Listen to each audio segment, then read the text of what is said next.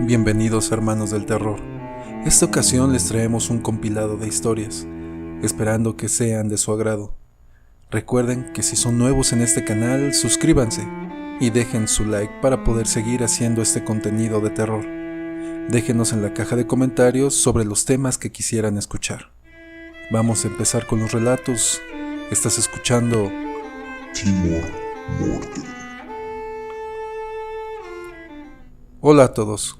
Mi historia es cortita. Yo soy un velador en una zona industrial aquí en Guadalajara. Generalmente llegan muchos trenes de carga y parte de mi trabajo es irles a dar una vuelta de vez en cuando. Le perdí el miedo de andar caminando entre las vías. Son zonas muy largas y muy oscuras, y de vez en cuando alguna persona me ha sacado un susto, pero es gente que solo busca un refugio o bien llegan con el tren. En realidad nada sobrenatural. Pero las cosas se empezaron a poner un poco extrañas cuando llegó un tren que iba para Michoacán, pero se desvió porque los maestros cerraron las vías. Lo recuerdo bien, llegó de madrugada. El maquinista y su equipo bajaron pálidos y empezaron a buscar entre los vagones. Les pregunté, ¿qué pasó? ¿Todo bien? No me contestaron, pero noté que uno estaba temblando. Les repetí, ¿qué pasó? El maquinista me dijo que más o menos hace una hora pensaron que habían atropellado a alguien. Todos lo vimos clarito, lo reportamos y nos detuvimos. Revisamos y no encontramos nada. Seguimos con nuestro viaje. Más o menos como a los 15 minutos, escuchamos cómo alguien pedía ayuda y gritaba con desesperación, como si estuviera abajo del tren. De nuevo nos bajamos y tratamos de buscarlo, pero de nuevo nada. Nos pusimos en marcha y el José se quedó abajo siguiendo a la máquina para revisar, y de nuevo como a los 15 minutos se volvió a escuchar los gritos con desesperación. Parecía que lo estaban arrastrando. Me acerqué con don José, que seguía temblando. ¿Qué vio don José?, le pregunté. Me volteó a ver. Tenía la cara desencajada, con una mirada perdida. Él me dijo, nada. No vi nada, pero sí lo escuché, como si lo tuviera enfrente, y por más que busqué no vi nada, pero sentí su grito en la cara cuando me agaché a ver. Los tres se fueron a echar un café. Yo regresé a mi puesto. Ya casi por salir el sol me tocaba hacer una última ronda. Pasé entre los vagones sin novedad hasta que llegué a aquel tren. Yo no escuché gritos, yo escuché un tímido lamento y balbuceos. Me acerqué y también le di un vistazo a los vagones y en la parte de abajo. Y entre la luz del amanecer y mi lámpara vi algo que me llamó la atención. Parecía cabello y sangre seca de varios días. Y de abajo del tren escuché: Me morí. Salí corriendo hacia donde estaban los maquinistas. Les conté lo que encontré y me contaron que hace una semana el tren atropelló a una señora. Fue tan fuerte el golpe que tuvieron que quitar sus restos de la máquina. Gracias por escuchar mi historia. Si les están gustando estas historias, síganos en nuestras redes sociales. En Facebook e Instagram nos pueden encontrar como Timor Mortem y en Spotify y YouTube como Cuervófono. De igual manera, les dejamos los links en la descripción. Y recuerden que por estadística, del 100% de las historias, por lo menos una debe de ser verdad. Esto es Timor Mortem. Hace mucho tiempo nuestros padres y abuelos contaban que al morir, nuestra alma tiene que cruzar un río y que si tuviste un perro, este te ayudará a cruzarlo. Una noche, después de quedarme hasta muy tarde trabajando en un taller rumbo al santuario de Guadalupe, era temporada invernal, hacía mucho frío, y un toque de llovizna me hizo acelerar el paso. Pero al pasar junto a las oficinas, justo abajo de las escaleras escuché unos pequeños gemidos. Intrigado, me asomé a ver. Eran dos perritos, al lado de su madre, pero la perra no se movía, tenía huellas de sangre, estaba muerta. Tal vez la atropellaron, pensé. Me quité mi suéter y envolví a los dos perritos. Estaban muy flaquitos y débiles. Ya estando en casa, les tibié un poco de leche de la que le damos a mi bebé de 3 años, y como pude los alimenté, los arropé y los puse en una caja, esperando al día siguiente, pero solo uno sobrevivió. Pasaron los meses y aquel perrito flaco se convirtió en un regordete perro peludo, muy bonito y juguetón. Debido a su aspecto gordito le pusimos Bombiux. Todo estaba bien, pero 4 años después mi hijo enfermó de sinusitis y el doctor nos dijo que era causa del pelo del perro, y pues tuve que regalarlo. Por suerte a una señora de 2 calles de mi casa. Siempre me pidió que se lo regalara y así lo hice. El perro quedó en buenas manos y cerca, pero algo curioso empezó a pasar todos los domingos, como si supiera qué día era. Iba a visitarme tocando la puerta con sus patas como rasguñándola. Le abría, se pasaba, le dejaba algo de comer y se estaba un rato. Ya por la tarde, él solo se regresaba con la señora como si supiera que no debía estar mucho tiempo ahí. Así pasó algún tiempo, hasta que un domingo no fue, sino hasta el miércoles, pero a medianoche. Rasguñó la puerta y gimió. Me levanté a abrirle, pero ya no estaba. Al otro día fui con la señora a preguntarle si estaba con ella, pues pensé que lo había dejado en la calle, pero muy triste me dijo que desde el sábado lo habían envenenado y no pudo hacer nada para salvarlo. De manera triste, abrigué su recuerdo dentro de mi pecho como aquella noche que lo encontré. Pasaron los años y mi hijo, el niño que tanto jugó con él, se convirtió en un joven maduro, pero inquieto. Tanto que decidió un día probar suerte en el otro lado ya muy joven. Así viajó a Texas con unos primos. Todo iba bien, tenía trabajo, novia y algunas amistades, hasta que una noche, cuando regresaba de una fiesta, caminando con uno de sus amigos, un grupo de pandilleros los confundieron con sus rivales y a balazos los hicieron correr.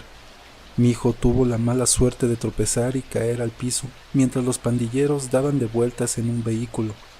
Todo estaba dispuesto para un desenlace fatal. Mientras tanto, esa misma noche, aquí en Chihuahua, me encontraba muy enfermo, de pulmonía, con mucha fiebre. De pronto, sentí que caí en un sueño muy profundo y a la vez en un abismo. De pronto, miré un río, sentí el impulso de cruzarlo nadando, y al hacerlo, estando sobre el agua, llegaba a mí ni más ni menos que el buen Bombiux, impulsándome hacia la orilla, casi llegando al otro lado del río, pero algo me hizo mirar atrás. Era el cuerpo de mi hijo flotando sobre las aguas de aquel río. Tomé al Bombiux y lo impulsé hacia mi hijo, diciéndole, ayúdalo a él. Se abalanzó y lo llevó de regreso a la orilla, mientras yo, ante lo cruel y el extraño suceso, despertaba bañado en sudor. Al día siguiente le hablé a mi hijo, me dijo que estaba bien y me contó qué había pasado, que al ser perseguido por aquellos pandilleros, al caer junto a un callejón oscuro se golpeó la cabeza en un contenedor de basura, casi perdiendo el sentido. Solo alcanzó a sentir que un perro lo tomó de su chamarra y lo jaló con mucha fuerza, ocultándolo detrás del contenedor sin poder ser visto por los perseguidores. Al colgar recé una oración y al terminar solo pensé, gracias a Dios por proteger a mi hijo, pero sobre todo, gracias Bombiux. Esta es mi historia. Yo soy del Valle de Yaqui, en Sonora, y esta historia me la contó una tía, hermana de mi padre. Antes tengo que contar que en los años 60 mis abuelos vivían en medio del campo, rodeados de tierra y siembra, en una casita rústica, con árboles en la parte de atrás para amortiguar el calor. La calle que pasa por enfrente de la casa hasta el día de hoy sigue siendo de tierra suelta. Eran tiempos en los que las pizcas de algodón atraían gente de todo el país para trabajar. Fueron años de mucha bonanza económica que también dejaron historias no tan bonitas. Pues bien, mi tía contaba que uno de esos veranos una ola de calor muy fuerte se dejó sentir en el valle. Al no tener luz eléctrica y no poder usar ventiladores, por el día se la pasaban en las sombras de los árboles y en las noches dormían arriba de la casa para refrescarse con la brisa de la noche. Mi tía era una pequeña niña de 5 años, pero dice recordar que una noche ella, mis tíos y mi abuela se subieron a dormir, mientras mi abuelo y mi tío el mayor se acomodaron en una hamaca abajo en los árboles. Mi abuela les pidió que le subieran un catre para estar más a gusto. Luego de un rato, todos fueron cayendo dormidos, hasta mi abuela. Mi tía dice que luego de un rato ella se despertó y se quedó sentada en el catre abrazando a mi abuela. Cuenta que era luna llena y todos los campos alrededor se veían con claridad. Entonces le llamó la atención una lucecita que se veía en el monte muy espeso de pinos, que estaba a medio kilómetro de ahí. De repente miró una llamarada y aquella luz se volvió una bola de lumbre que se elevó sobre los árboles y empezó a avanzar subiendo y bajando a poca distancia de los sembradíos.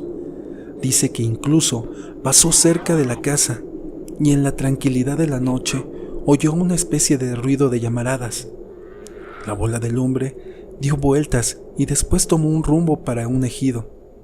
El duque y el sultán, 2 perros de la casa, se soltaron ladrando. Ella se asombró mucho y por más que movió a mi abuela no se despertó. Al otro día se lo dijo a su hermana mayor, quien no le creyó. Estaba muy chiquita. Han de haber pensado que estaba imaginando cosas, dice mi tía. Pero me cuenta que grande fue su sorpresa cuando, ya siendo una adolescente de 14 años, llegó a vivir muy cerca de allí una señora que también era de la tribu yaqui, como mi abuela. Y desde que el sol amanecía, la señora llegaba con su café y se ponía a hablar en su lengua materna. Mi tía dice que no les entendía nada y nomás las oía, como oír a la lluvia. Pero en una plática, donde estaban muy serias, escuchó las palabras Ye, Sisibome y Sankura. Estaban hablando de brujas. Ella le pidió que le contara en español el chisme. La mujer entonces le dijo que años atrás había empezado una racha de niños muertos por muerte de cuna, pero amanecían amoratados. Como fueron más de 5 en los alrededores, se les hizo extraño. Así que unos pobladores consultaron con los brujos y les dijeron que eso era obra del Tlahuelpuchi, o bruja del sur, de las que pueden moverse con la lumbre, y les chupaban la vida a los niños y a veces a las personas adultas. Mi tía dice que aunque no creía del todo de la historia, preguntó, ¿y qué hicieron con ella? La señora dijo que anduvieron preguntando y averiguando. Resultó ser la esposa de un hombre que trabajaba en las pizcas de algodón, pero como tenían problemas en el pueblo, se vinieron a esconder al monte de los pinos salados, cerca de aquí. Mi tía dice que sintió un escalofrío que recorrió de pies a cabeza. Se juntaron varios hombres de los ejidos y los sacaron de ahí y les dieron destierro, con amenazas de cortarles las manos si volvían. Santo remedio, ya no se murió ninguna criatura. Mi tía dice que hasta en ese momento les contó lo que ella había visto. Le dijeron que tuvo mucha suerte de no habérselas encontrado y que no la atacaran. O a lo mejor estaba tan flaca que las brujas se siguieron de largo, dice mi tía bromeando. Esa fue mi historia.